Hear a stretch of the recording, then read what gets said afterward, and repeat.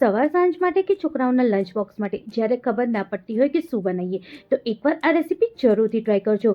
આ નાસ્તો બનાવવા માટે આપણે પહેલેથી કોઈ તૈયારી કરવાની જરૂર નથી. ફક્ત 10 જ મિનિટમાં આ નાસ્તો બનીને રેડી થઈ જાય છે. અને ખાસ વાત તો એ છે કે એમાં સહેજ બી તેલનો ઉપયોગ નથી થતો. તેલ વગર એકદમ હેલ્ધી અને એકદમ સરસ આપણો નાસ્તો બનીને રેડી થઈ જાય છે. આ નાસ્તાની જોડે આપણે એક સરસ સાઉથની ચટણી પણ બનાવીશું, જેથી આ નાસ્તાનો ટેસ્ટ બહુ જ સરસ થઈ જશે. તો ચલો જઈએ આપણે રેસીપી તરફ. ઘરની કોઈ બી એક વાટકીના માપથી 1 વાટકી જેટલા આપણે ચોખા લેવાના છે. જે બી આપણે ચોખા ઘરે ખાતા હોઈએ એ ચોખાને આપણે લઈ લેવાનું છે. ચોખાને હવે આપણે 2 થી 3 પાણીથી સરસ રીતે વોશ કરીશું, જેથી એની અંદર જે બી માટીનો ભાગ હોય એ બધું સરસ રીતે નીકળી જાય. જ્યારે આપણે એને સરસ રીતે વોશ કરી લઈએ પછી એમાં આપણે અડધી વાટકી જેટલું પોહા ઉમેરવાના છે. એનાથી નાસ્તો એકદમ સુપર સોફ્ટ પણ બનશે અને એકદમ સરસ જાળીદાર બી બનશે. અડધી વાટકી પોહાને આપણે એકદમ સરસ રીતે વોશ કરીશું 2 થી 3 પાણીથી, અને પછી આમાં જોડે ઉમેરી દઈશું ચોખાની. અડધી વાટકી જેટલું મેં અહીંયા નારિયેળની છીણ લીધી છે. તાજી નારિયેળની છીણ છે, સૂકવેલા નારિયેળની છીણ નથી, એટલે આપણે તાજી નારિયેળની છીણનો જ ઉપયોગ કરવાનો. આનાથી જે નાસ્તો છે બહુ જ સરસ ટેસ્ટમાં બનીને રેડી થાય છે. તમે એકવાર આવી રીતે જરૂરથી ટ્રાય કરજો. ખરેખર તમારું આ બહુ ફેવરેટ નાસ્તો બની જશે, એ મારી ગેરંટી છે. નારિયેળની છીણને પણ બધાની જોડે આપણે મિક્સ કરી દઈશું. જે વાટકીના મદદથી ચોખાને બધું લીધું હોય એ જ વાટકીના મદદથી 2 વાટકી જેટલું ઉકળેલું પાણી લેવાનું છે. એકદમ ઉકળેલું પાણી હોવું જોઈએ, સહેજ ગરમ નહીં. એકદમ સરસ ઉકળેલું પાણી 2 વાટકી જેટલું માપથી આપણે આ બધાની જોડે મિક્સ કરી દેવાનું છે. હવે બધાને એકવાર સરસ રીતે મિક્સ કરી દઈશું અને આને ઢાંકી દઈશું અને સાઈડમાં મૂકી દઈશું. તમે કહેતા હશો કેટલી વાર આને પલાળવાનું? આપણે એને બહુ વાર નથી પલાળવાનું. બસ ફક્ત 10 જ મિનિટમાં આ ચોખા આપણા પલળી જશે અને એકદમ સરસ આપણો નાસ્તો બનીને રેડી થઈ જશે. ચોખા પલળે ત્યાં સુધી આપણે એક સરસ ચટપટી ચટણી બનાવી દઈએ, જેથી છોકરાઓને અગર આપણે લંચ બોક્સમાં આપીએ તો આપણને સોસ આપવાની જરૂર ના પડે. એક પેનમાં 1 જ ચમચી જેટલું તેલ ઉમેરવાનું, 1 ચમચી જેટલું અડદ દાળ અને અડધી ચમચી જેટલું ચણા દાળ ઉમેરવાની, અને એકદમ ધીમા તાપે આ બધી 2 દાળોને આપણે સરસ રીતે શેકવાનું છે. દાળ જ્યારે આવી રીતે સરસ ફૂલી જાય પછી એમાં 4 મોટી કળી લસણની અને નાનો કટકો આદુને આવી રીતે ઝીણું સમારીને ઉમેરવાનું છે. બધાને સરસ રીતે દાળની જોડે મિક્સ કરવાનું અને ધીમા તાપે જ શેકવાનું, જેથી લસણ અને આદુનું ફ્લેવર પણ ચટણીમાં બહુ જ સરસ આવે. એક મીડિયમ સાઇઝની ડુંગળીને પણ આવી રીતે આપણે મોટી મોટી સમારીને જ એડ કરવાની છે. બધાને એકવાર સરસ રીતે મિક્સ કરી દઈશું.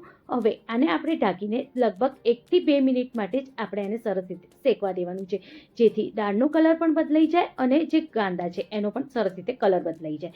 જ્યારે બધું સરસ રીતે શેકાઈ જાય હવે આની અંદર 3 લાલ સૂકવેલા મરચાં ઉમેરવાના છે અને 1 લીલું મરચું ઉમેરવાનું છે.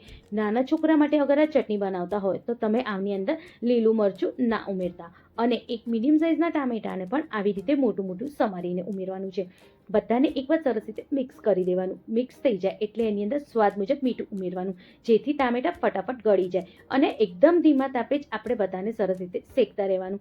જ્યારે સરસ રીતે ટામેટા ગળી જાય જો કંઈક આવી રીતે, તો હવે ગેસની ફ્લેમને બંધ કરી દેવાની અને બધાને સરસ રીતે એકદમ સરસ ઠંડુ થવા દેવાનું.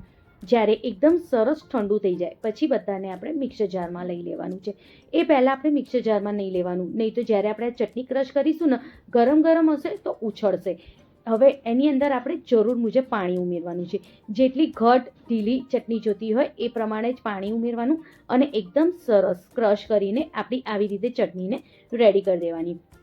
ચટણીની ઉપર સરસ વઘાર કરવા માટે થોડા કડી પત્તા ઉમેરવાના, 2 ચમચી જેટલું તેલ લેવાનું, એમાં થોડી હિંગ અને થોડીક જ રાઈ ઉમેરવાની, બહુ નહીં ઉમેરવાની. હવે આ વઘારને આપણે ચટણીની ઉપર આવી રીતે ફેલાઈ દઈશું. જો કંઈક આવી રીતે. આ ચટણી તમે ખરેખર એકવાર જરૂરથી ટ્રાય કરજો. ઘરમાં જે બી હશે નાના મોટા બધાને આ ચટણી અને આ ઢોસાની રેસીપી બહુ જ ગમવાની છે.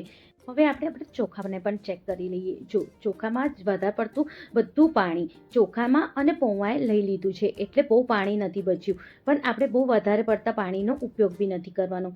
હવે 2 મોટા મોટા ચમચા લઈને આપણે પહેલાં ચોખાને ક્રશ કરીશું. સામટું બધું ક્રશ નથી કરવાનું, નહીં તો શું થશે એની અંદર કણીઓ રહી જશે.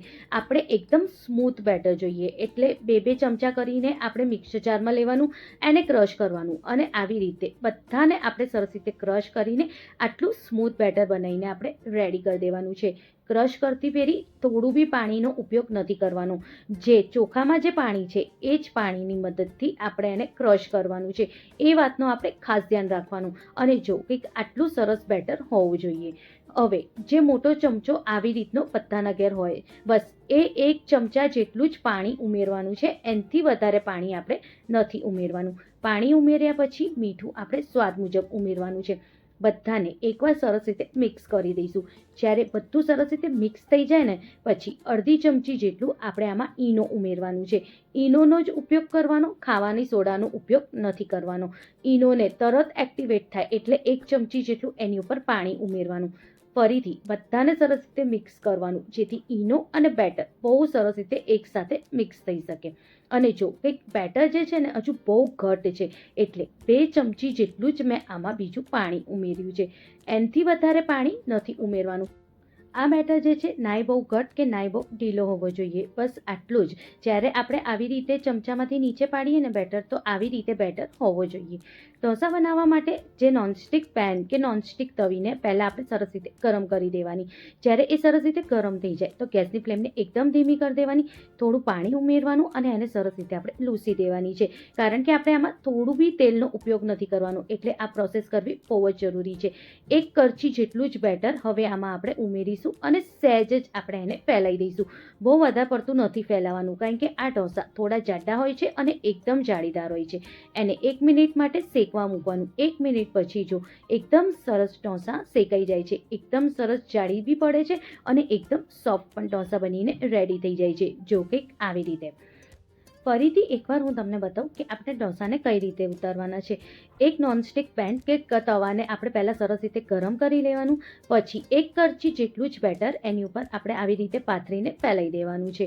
1 મિનિટ માટે ઢાંકીને આપણે એને સરસ રીતે કૂક થવા દેવાનું છે. 1 જ મિનિટમાં એકદમ સરસ સોફ્ટ અને જાળીદાર ઢોસા બનીને રેડી થઈ જાય છે. જો કંઈક આવી રીતે. બસ આવી જ રીતે બધા ઢોસાને આપણે બનાવીને રેડી કરી દેવાના છે. આને તમે સવારના નાસ્તામાં કે છોકરાઓના લંચ બોક્સમાં કે રાતના જમવામાં પણ બનાવી શકો છો.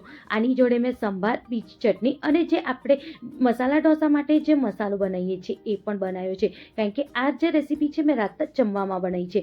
જમવામાં પણ રાતે બહુ ફટાફટ પણ બની જાય છે, સહેજ બી વાર નથી લાગતી અને ઇન્સ્ટન્ટ આ રેસીપી બનીને રેડી થઈ જાય છે. તમને આજની મારી થોડી બી રેસીપી ગમી હોય તો એને લાઇક, શેર, કમેન્ટ કરવાનું ના ભૂલતા. મળીએ નવી રેસીપી સાથે. Thank you.